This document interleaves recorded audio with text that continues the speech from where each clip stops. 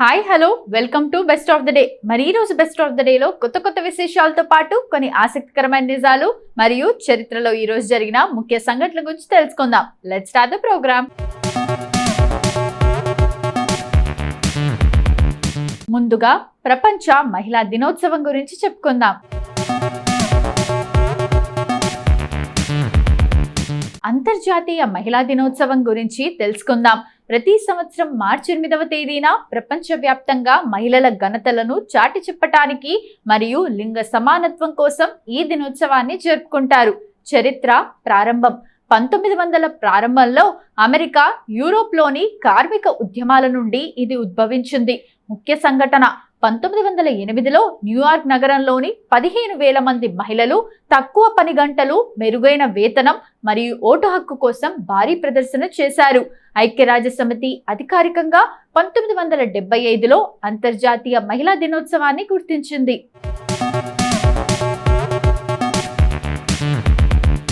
ఈ దినోత్సవం ఎందుకు జరుపుకుంటారు?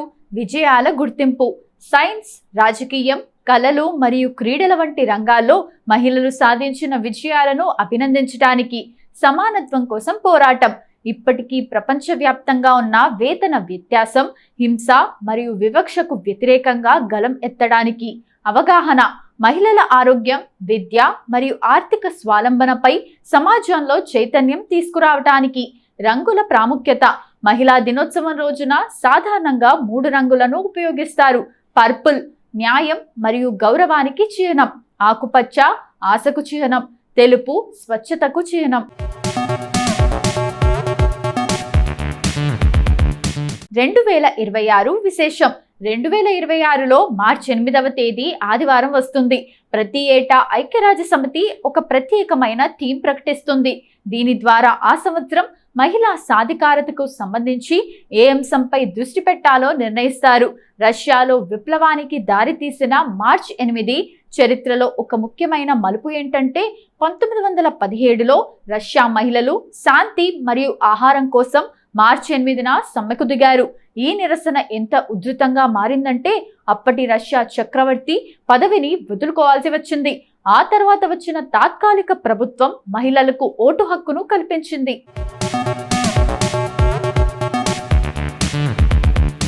ఐక్యరాజ్య సమితి థీమ్స్ ప్రతి సంవత్సరం ఒక ప్రత్యేక అంశం మీద దృష్టి సారిస్తారు.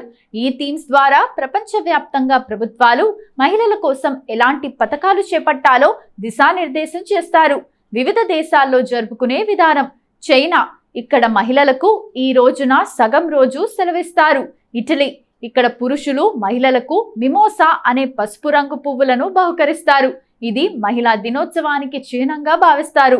అర్మేనియా, అక్కడ మార్చి 8 నుండి ఏప్రిల్ 7 వరకు ఒక నెల రోజుల పాటు మహిళా ఉత్సవాలు జరుగుతాయి. Purple ribbon. మహిళా దినోత్సవం రోజున చాలా మంది పర్పుల్ రిబ్బన్ ధరిస్తారు. పర్పుల్ రంగు గౌరవం, న్యాయానికి సంకేతం. ఇది 1908లో బ్రిటన్లోని మహిళా సంఘాలు ఎంచుకున్న రంగు. ఇప్పటికీ ఎదుర్కొంటున్న సవాళ్లు. ప్రపంచ ఆర్థిక వేదిక ప్రకారం ప్రస్తుతం ఉన్న వేగంతో వెళ్తే పురుషులు మహిళల మధ్య ఆర్థిక సమానత్వం రావడానికి ఇంకా 130 ఏళ్లకు పైగా సమయం పడుతుందట.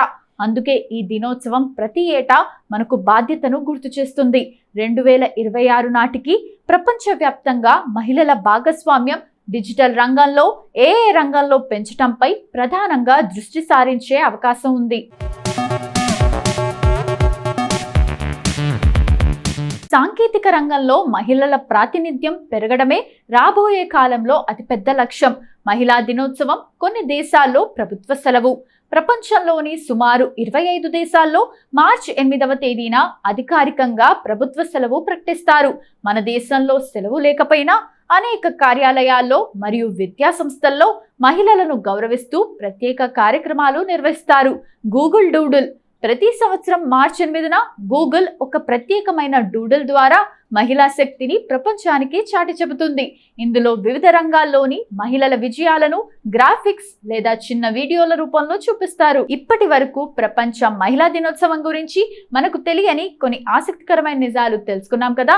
మరి మార్చి 8వ తేదీన ఒక్కసారి చరిత్రలోకి వెళ్ళి చూస్తే ఎంతో మంది ప్రముఖుల జన్మాలు జరిగాయి. మరి ఒక్కసారి చరిత్ర పుటల్లోకి వెళ్ళి నేడు జన్మించిన ప్రముఖులు ఎవరో తెలుసుకుందాం రండి.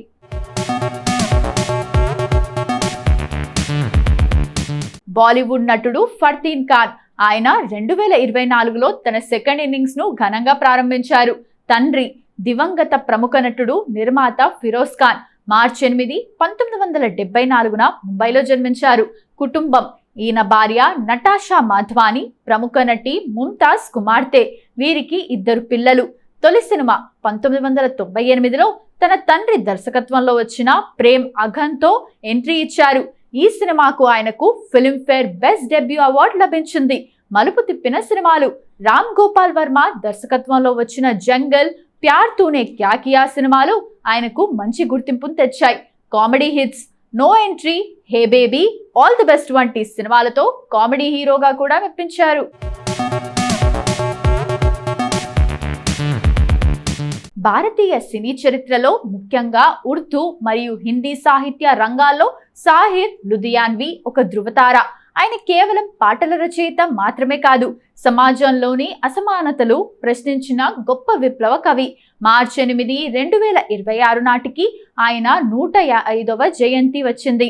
ఆయన గురించి కొన్ని ఆసక్తికరమైన మరియు ముఖ్యమైన విషయాలు ఇప్పుడు తెలుసుకుందాం. అసలు పేరు అబ్దుల్ హై. సాహిర్ అనేది ఆయన కలం పేరు. మార్చి 8, 1921న పంజాబ్లోని లుధియానాలో జన్మించారు. ఆయన చిన్నతనం చాలా కష్టాలతో గడిచింది. తండ్రి నుండి విడిపోయిన తల్లితో కలిసి పెరిగారు. ఇది ఆయన కవిత్వంలో స్త్రీల పట్ల గౌరవం, సమాజం పట్ల తిరుగుబాటు పెరగటానికి కారణమైంది. తల్కియాన్ ఆయన రాసిన అత్యంత ప్రసిద్ధ కవిత సంకలనం. ఇది ఉర్దూ సాహిత్యంలో ఒక సంచలనం సృష్టించింది. ప్రోగ్రెసివ్ రైటర్స్ మూవ్మెంట్, అభ్యుదయ రచయితల సంఘంలో ఆయన కీలక పాత్ర పోషించారు. పేదరికం, యుద్ధం మరియు దోపిడీకి వ్యతిరేకంగా ఆయన కలం గలమెత్తింది.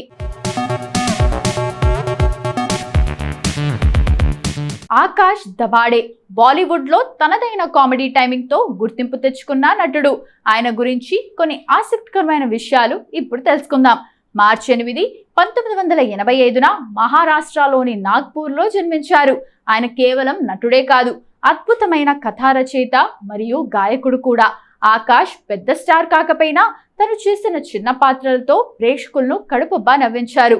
3 ఇడియట్స్ ఈ సినిమాలో అమీర్ ఖాన్ క్లాస్మేట్ గా ఆయన చేసిన పాత్ర చిన్నదైనా చాలా మందికి గుర్తుంది. స్త్రీ 2018లో వచ్చిన ఈ సూపర్ హిట్ హారర్ కామెడీలో ఆయన నటనకు మంచి గుర్తింపు లభించింది. ఆర్టికల్ 15 ఆయుష్మాన్ ఖురానాతో కలిసి ఒక సీరియస్ సినిమాలో కూడా తన నటనను నిరూపించుకున్నారు. బాస్ అక్షయ్ కుమార్ తో కలిసి ఈ సినిమాలో నటించారు. న్యూజిలాండ్ క్రికెట్ చరిత్రలో అత్యంత గొప్ప బ్యాటర్లలో ఒకరైన రాస్ టేలర్. పూర్తి పేరు లూటెరు రాస్ పులోవా టేలర్. మార్చి 8, 1984న లోయర్ హార్ట్, న్యూజిలాండ్లో జన్మించారు. ఆయన తల్లి సమోవా దేశానికి చెందినవారు, తండ్రి న్యూజిలాండ్ వారు. అందుకే ఆయనను సమోవా మూలాలున్న గొప్ప క్రీడాకారుడిగా గౌరవిస్తారు. రాస్ టేలర్ కివీస్ జట్టు తరపున ఎన్నో అద్భుతమైన రికార్డులను సృష్టించారు. 3 ఫార్మాట్లలో 100 మ్యాచ్లు, టెస్ట్లు, వన్డేలు మరియు టీ20లు.